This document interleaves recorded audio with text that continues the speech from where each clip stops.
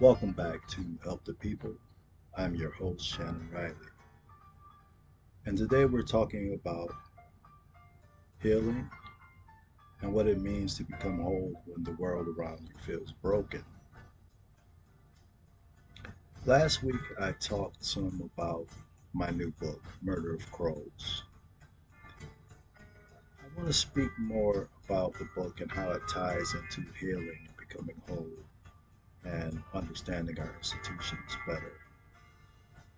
Some books are written to entertain. Others are written because silence becomes unbearable. Murder of Crows was born from that silence, the kind of silence that follows betrayal,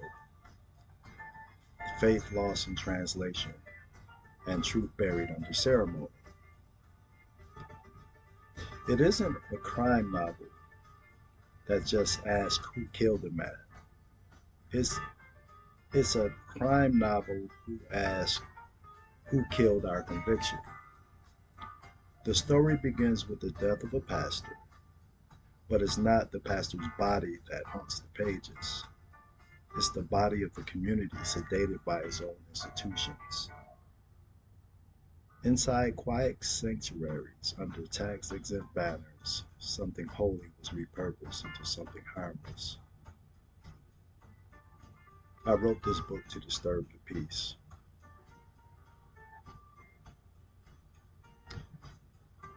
The audacity of Murder of Crows lies not in its message, but in its method. I refuse to choose between forms, right? The book moves like a confession, prays like a sermon, and investigates like a detective novel. The language bends, switches tempo, and sometimes breaks its own rhythm because from where I sit, truth rarely walks in a straight line. At its core, the novel exposes what I call the sleeping pill, the unspoken agreement between church and state that rewards obedience and punishes awakening. The Black Church, once a headquarters for liberation, has too often been coaxed into compliance through tax codes and political favors. In this story, that compromise becomes a crime scene. But the book isn't anti church, it's a plea for more spiritual clarity. Harris Bushfield, the private investigator, is a man caught between faith and fact. He's haunted by his own failures, searching for something pure in a system designed to blur it. His sobriety, his guilt, and his relentless conscience are the real investigation. Every clue he followed leads him back to himself, and by extension, to us. The, the audacity of Murder of Crows is emotional too. I wrote it without armor. Every passage of grief, doubt, and conviction is drawn from lived experience, uh, loss, recovery, disappointment with leaders, and the fragile hope that truth still matters. Maybe some will call it dangerous. Maybe others will call it healing. And as the author, I have to accept both because the truth and time will rise to the surface. And to tell the truth in a time of deception is the risk everything that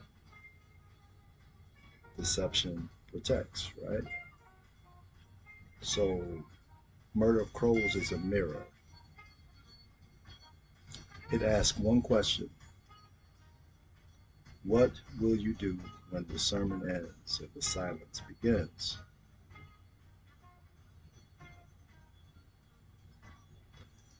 But this episode of the podcast isn't about fiction, it's about truth. Because again, Murder of Crows was never about just a story. From where I sit, it was a confession. Um, it's me working through what happens when faith meets reality, when institutions crumble, and when the people who were supposed to heal you are the ones who broke you. Today, I want to talk about healing, real healing, um, the kind that doesn't come from pretending the pain isn't there, the kind that starts with truth.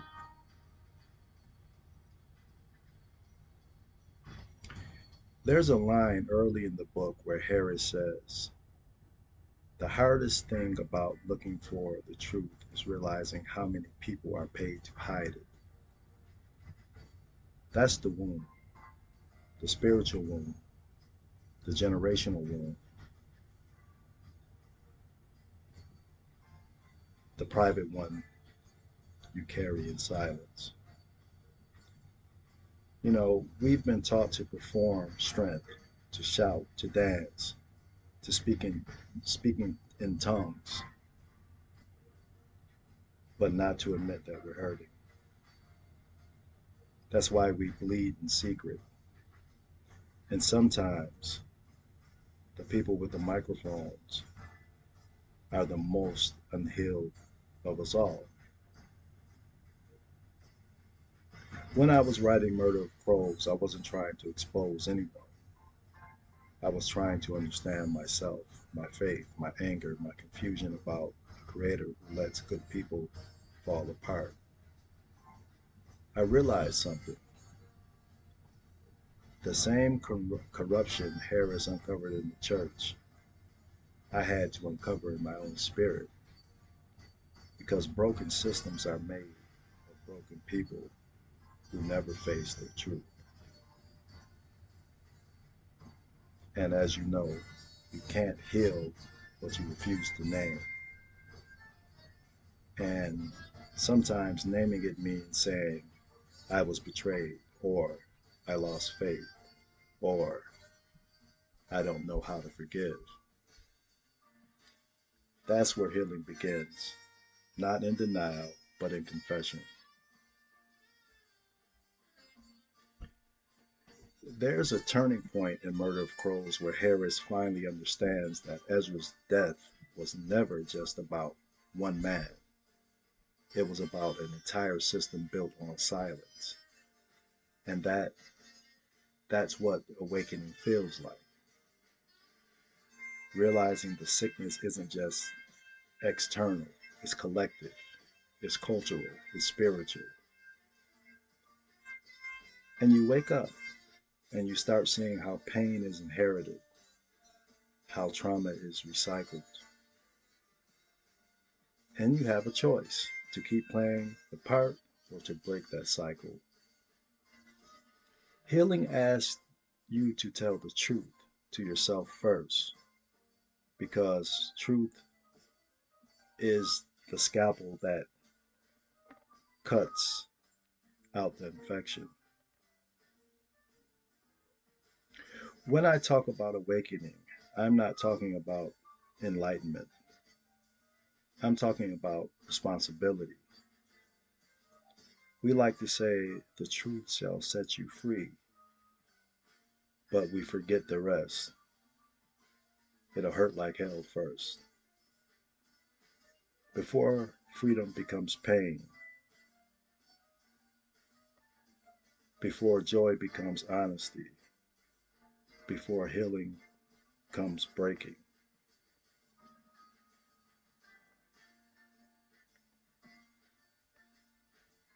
And for me, the freedom did come with pain. The joy did come with honesty. And the healing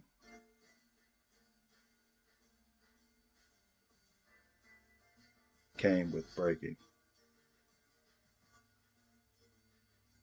Some of us are still bleeding because we're trying to heal in places that profit from our pain. And that includes the church, the very space that should be a hospital for the soul.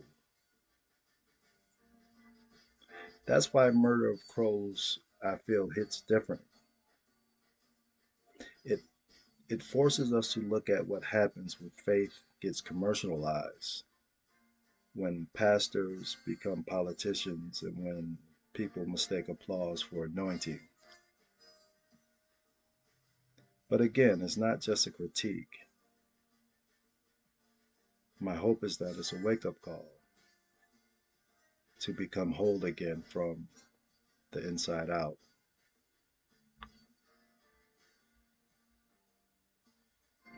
And as we know, wholeness isn't perfection, it's alignment. It's when your faith, your truth, and your purpose finally stop arguing with each other. We heal when we stop performing for the Creator and start walking with the Creator. We heal when we stop letting shame speak louder than grace. We heal when we stop confusing survival for healing. See, some of us survived trauma but never healed from it. We built success around pain, discipline around fear, and religion around guilt. And then we call it faith. But ask yourself this: does the Creator need actors or witnesses?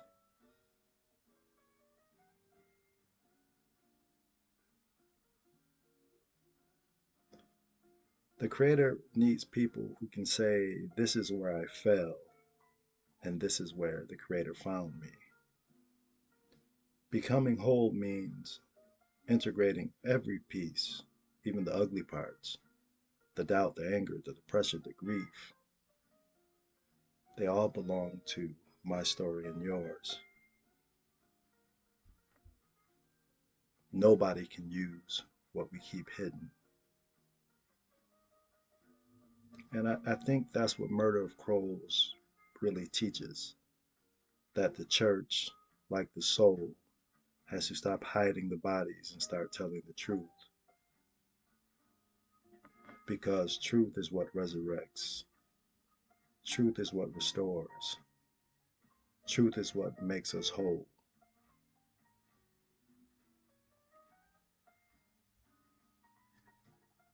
Personal healing and community healing, from where I sit, are the same river. If one of us stays sick, the water stays dirty. We can't talk about becoming whole without talking about the systems we live in, the politics of faith, the silence of leadership, and the fear of losing comfort.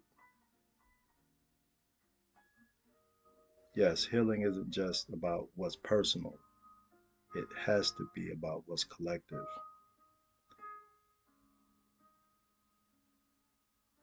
That's why we have to speak.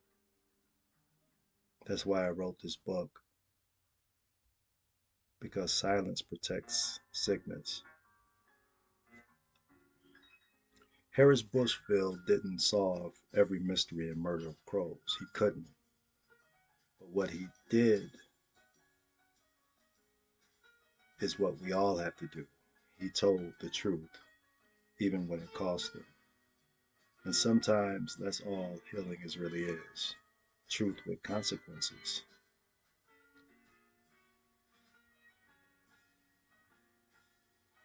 By asking hard questions, holding our institutions accountable, by returning faith or returning to a faith that feels like freedom and not control, that's what healing looks like.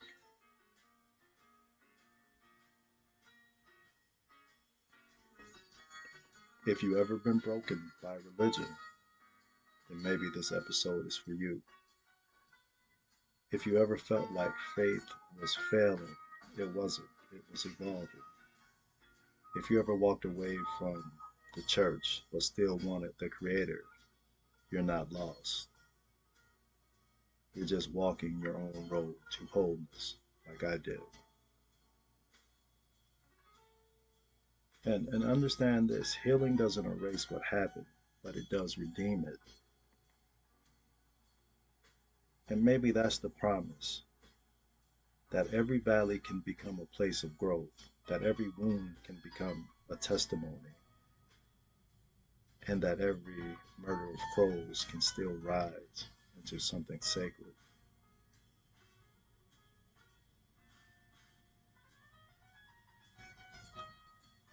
I'm Shannon Riley. This is Help the People. Until next time, remember, stay honest, stay healing. Kindness knows no enemy. And always remember to help the people. Thank you for listening. This is our 11th episode, and I want to thank those who have been loyal to the podcast. I ask that you leave a comment, leave a reflection, and let me know what you would like to hear. If you want me to expand on something that I've already spoke about, or if you want to discuss a topic and want me to research it and maybe use it during an upcoming podcast, I'll be interested. Again, thank you for listening. And until next time, remember, again, always help the people.